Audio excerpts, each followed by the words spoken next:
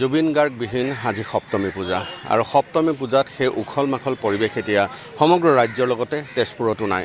আমি বৰ্তমান উপস্থিত আছোঁ তেজপুৰ জাহাজঘাটৰ যিখন পূজা মণ্ডপ, সেই পূজা মণ্ডপখন জুবিন গাৰ্গৰ নামত উৎসৰ্গা কৰা হৈছে আৰু সেই জুবিনৰ প্ৰতি এই শ্ৰদ্ধাঞ্জলিয়েই দুৱাৰমুখত ৰখা হৈছে। জুবিন আছিল নাহৰ প্ৰিয় আৰু সেই নাহৰ গছৰ পুলি ইয়াত ৰখা হৈছে। আৰু আমি যদি সমগ্ৰ দৃশ্যপটটো চাবলৈ যাওঁ যে চৌদিশে কেৱল জুবিন গাৰ্গৰ ইয়াত ফটোসমূহ লগোৱা হৈছে।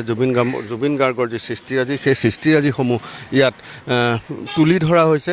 আচলতে যি নৱপ্ৰজন্মৰ হাৰ্টথ্ৰব বুলি কোৱা হয় সেই জুবিন গাৰ্গৰ যি কবিতা, সেই স্বৰচিত যি ৩২টা কবিতা, জুবিন গাৰ্গৰ সেই কবিতাসমূহো ইয়াত তুলি ধৰাৰ চেষ্টা কৰা হৈছে। এইসমূহ হৈছে জুবিন গাৰ্গৰ স্বৰচিত কবিতা আৰু সেই স্বৰচিত কবিতাসমূহো ইয়াত তেওঁলোকে সম্পূৰ্ণৰূপে লিপিবদ্ধ কৰিছে।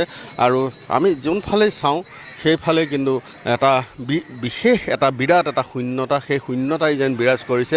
এইখন হৈছে দুৰ্গা পূজাৰ সপ্তমী পূজাৰ এখন মণ্ডপ, য'ত জনসাধাৰণক বিচাৰি পাবলৈ নাই। আচলতে কোনেও আজিৰ দিনটোত আহি যে পূজা চাবহি, আনন্দ কৰিবহি, সেই আনন্দৰ যেন এতিয়া সেই পাৰ ভঙা যি উৎসাহ আছিল, সেই উৎসাহ এতিয়া দেখিবলৈ পোৱা নাযায়। চৌদিশে কেৱল জুবিন গাৰ্গৰ বন্দনা।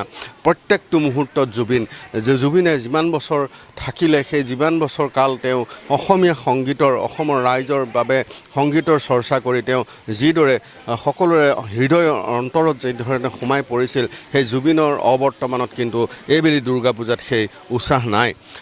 উদ্যোক্তাসকল আছে, উদ্যোক্তাসকল এনেধৰণে ইতিমধ্যে ইয়াৰ যি দুৰ্গা মণ্ডপ, সেই মণ্ডপত যি নিত্য নৈমিত্তিক আচলতে ব্ৰাহ্মণৰ মন্ত্ৰোচ্চাৰণৰ ধ্বনি আৰু নিত্য নৈমিত্তিক বৈদিক যি পৰ্ব, সেই বৈদিক পৰ্বৰে ইতিমধ্যে পূজা অৰ্চনা, আজি সপ্তমী যি বিহুত পূজা, সেই সপ্তমী বিহিত পূজা ইতিমধ্যে অন্ত পৰিছে।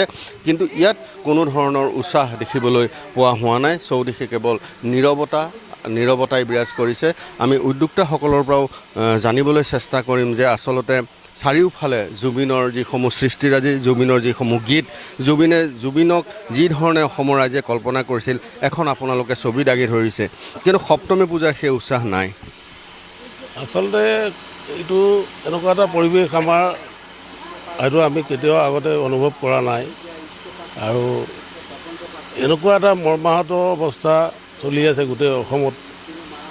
আমাৰ মানে অনিচ্ছা স্বত্বেও, যিহেতু এইটো আমাৰ বছৰেকীয়া এটা উৎসৱ, উত্তৰ পূৰ্বাঞ্চলৰ গোটেই সমুদায়, গতিকে আমি অনুষ্টুপীয়াকৈ হ'লেও তেখেতৰ আত্মাই যাতে সদগতি লাভ কৰে, সেইটোৱে এটা ভাবিয়েই আমি আচলতে তেখেতৰ এই ফটো বা এনেকুৱা ধৰণৰ কৰ্মৰাজিৰ ওপৰত এটা বিশ্লেষণ কৰি তেনেকুৱা ধৰণৰ এটা থিমেৰে মানে এইবাৰ পূজাৰ মণ্ডপটো সজাবলৈ চেষ্টা কৰিছোঁ। এই আমি আমাৰ অক্সফৰ্ড ক্লাবৰ সমূহ আমি সকলোৱে এইটো আমি কামনা কৰিছোঁ, তেখেতে স্বৰ্গত অতি শান্তিৰে আমাৰ বাস কৰক, এয়ে আমি সকলোৱে বিচাৰিছোঁ। নিশ্চিতভাৱে যে সকলোৱে বিচাৰি আছে যে জুবিন গাৰ্গে ন্যায় পাওক, ন্যায় লাগে, সকলোৱে অসমবাসীয়ে বিচাৰি আছে আৰু জুবিন গাৰ্গৰ প্ৰতি আপোনালোকে শ্ৰদ্ধা জনাইছে, কি ক'ব? এইটো ন্যায় লাগিছিলে। এটলিষ্ট আপোনাৰ মই যেতিয়া মোৰ জন্ম 1990 চনত, জন্মৰ পৰাই মই তেওঁৰ গান শুনিয়ে মই জন্ম হৈছোঁ। কেঁচুৱাৰ পৰাই, শিশু, পাখি, মায়াবিনী। গতিকে ইমান আকস্মিক হিচাপে মৃত্যু হ'ব বুলি মই ভবা নাছিলোঁ। আকস্মিক মৃত্যু, এইটোত কিবা এটাতো ৰহস্য থাকিবই লাগিব। ৰহস্যটো ফাদিল হোৱাটো চৰকাৰ হিচাপত ন্যায় হিচাপত হয়।